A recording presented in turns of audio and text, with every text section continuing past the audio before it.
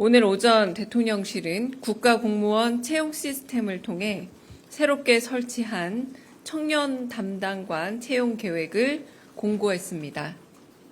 선발된 청년 담당관들은 국민통합비서관실에서 일하며 청년 정책 수립, 제도 개선, 청년 참여 플랫폼 운영 등 청년들의 삶을 실질적으로 개선하기 위한 업무들을 맡을 예정입니다.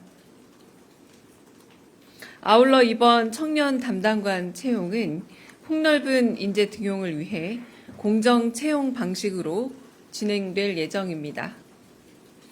이에 따라 지원자들은 채용 과정에서 나이 확인을 위한 기본 증명서를 제외하고는 학력, 경력, 가족관계 등에 대한 어떠한 자료 제출도 없이 오로지 자신의 포부와 계획을 담은 청년 정책 제안서와 이를 바탕으로 한 발표와 면접만으로 심사받게 됩니다. 청년 담당관 채용의 구체적인 계획과 내용, 요건 등은 국가공무원 채용 시스템을 통해 확인할 수 있으므로 많은 관심과 지원 부탁드립니다. 정부는 이번 채용을 계기로 공공 분야에서 공정 채용 방식을 향후 청년 인턴 채용 등에서도 적용하고자 합니다. 이상입니다.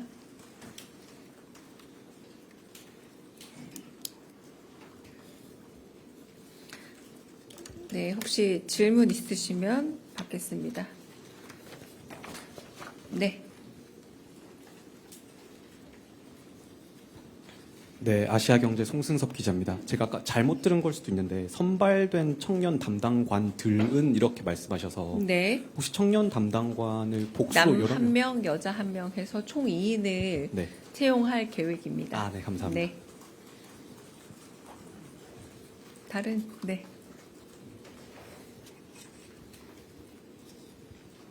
네, 매일경제 성승훈이라고 합니다. 혹시 그 공개 채용 방식으로 하는 거는 청년 담당관 외에 대통령실에서 다른 직제도 좀 검토하고 계시는지 궁금합니다.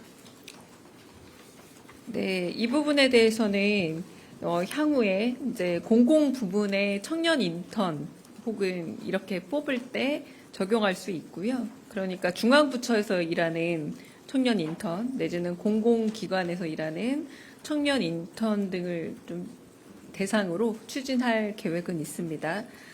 네, 그래서 그 채용 인원이나 이런 것들을 고려했을 때 뭐 제안서 작성, 발표, 면접 절차는 지금 저희는 있고요. 대통령실 청년에 대해서는. 그런데 앞으로는 이 부분에 대해서 이제 관계 부처와 협의해서 양식은 좀 달라질 수 있다는 점 말씀드립니다. 네. 다른 질문도 가능하십니다. 네. 네, 저 한국일보 오태경입니다. 네. 앞서 대통령께서는 경기지사 때도 청년 비서관을 블라인드 채용으로 공개 모집했던 이력이 있는데, 그래서 이번 인선 이렇게 방식을 진행하는데도 대통령의 뜻이 많이 담겨 있을 것으로 보이는데, 그 대통령의 의중에 대해서 조금 설명 부탁드리겠습니다. 네, 맞습니다. 지금 2019년 경기도 청년비서관 채용 방식과 유사하다고 보시면 될 것 같고요. 당시 합격한 청년비서관이 현재 인천 서구병 국회의원 모경정 의원이기도 하시죠. 당시 경기도 청년비서관 컨셉, 채용 컨셉을 이번에도 많이 좀 차용했다고 할 수 있겠고, 그런데 그때는 경기 청년 정책 비서관이었는데 이번 채용은 대한민국 청년 정책 추진 방향을 담은 정책 제안서, 그러니까 정책 제안서의 범주가 달라졌다고 할 수 있겠습니다.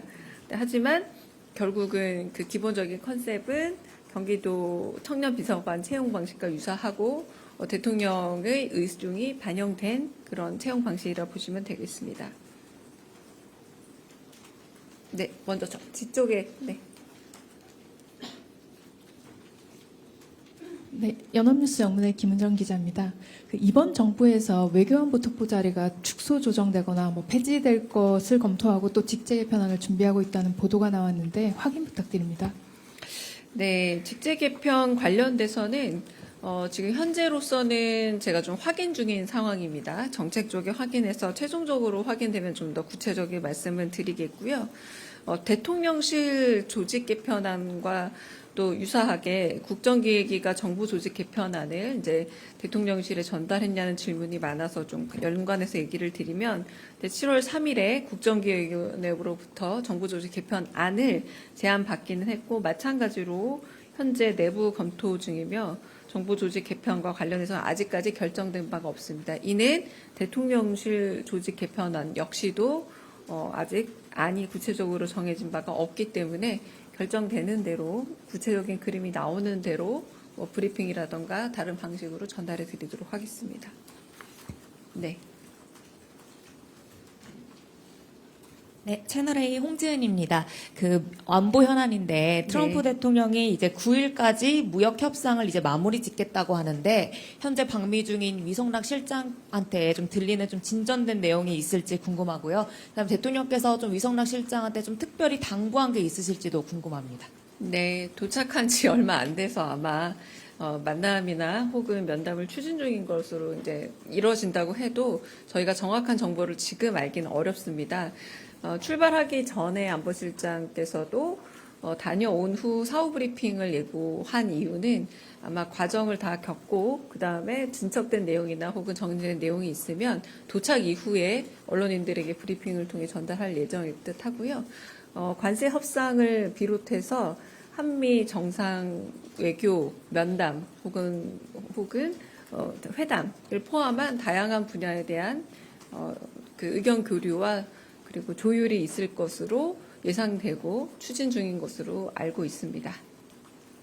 네, 저희 먼저 들을게요. 네, 최민식 기자님. 네. 저 TV조선의 최민식입니다. 네. 오늘 과방위에서 방송법 통과가 유력해 보이는데 사실 어제 기사도 나왔었어요. 거기에 대통령의 쿼트가 나오기도 했거든요. 관련해서 대통령실의 입장이 어떤지 좀 더 구체적으로는 이 방송법이 속도를 내고 있는 것에 대한 대통령의 생각은 어떤지 좀 궁금합니다. 네, 대통령의 생각은 방송 그 법 개개에 대한 구체적인 사안을 밝혔다라기보다 국민적인 공감을 사고 한편으로 국민적 지지를 받을 수 있는 그래서 권력의 구조나 혹은 누가 그 집권을 하느냐와 여부와 관계없이 국민들에게 대중적인 공감대와 지지를 얻을 수 있는 방송법이 필요하다라고 말씀하셨고요. 그 안에는 다양한 거버넌스를 비롯한 다양한 그 법안들이 포함되어 있지만 개별 법안에 대해서 의견을 밝힌 바는 없습니다. 네. 네, CBS 허지원입니다. 야당에서 계속 추경안 관련해서 대통령실 특활비 등 포함된 부분 내로남불이다 비판을 하고 있는데 민주당에서는 지난 윤석열 정부 때 좀 대통령실 특활비가 집행 내역이 공개되지 않아서 삭감을 해야 된다 이렇게 주장을 했잖아요. 근데 이번 정부에서는 그럼 집행 내역을 좀 어떻게 투명화할지 이런 방침이나 계획이 따로 정해진 게 있을까요? 네, 책임 있게 쓰고 소명할 예정입니다. 다른 질문도 받겠습니다. 네.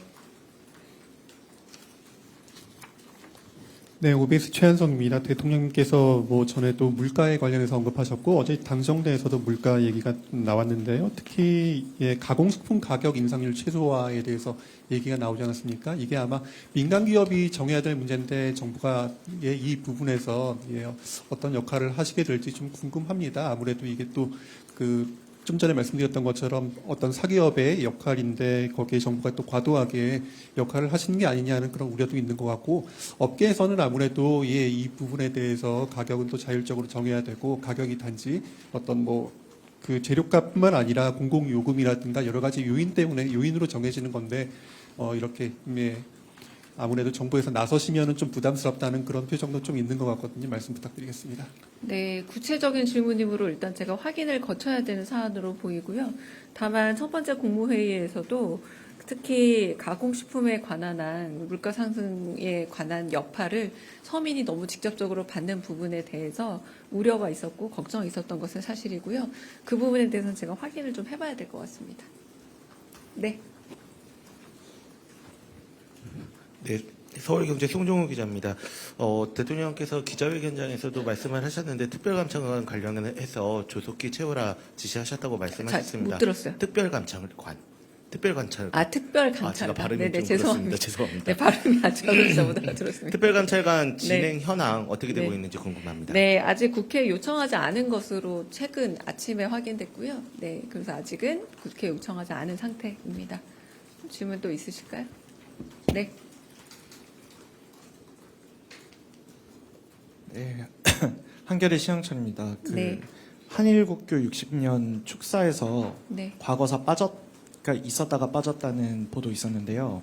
좀 구체적으로 설명해 주실 내용이 있는지 궁금합니다. 네, 그 부분도 확인은 필요하지만 대통령의 평소 생각과 말씀 그리고 일본 총리와 정상외교 자리에서 만났을 때도 늘 하시는 말씀이 과거사가 중요하긴 하지만 현재 굉장히 복잡다단한 국제 관계 속에서 한국과 일본의 현재 그리고 미래의 방향 그리고 상호적인 일종의 호혜적 관계 속에서의 대응이 매우 중요하다는 말씀을 자주 하셨습니다. 이 정도로 가름하겠습니다. 네.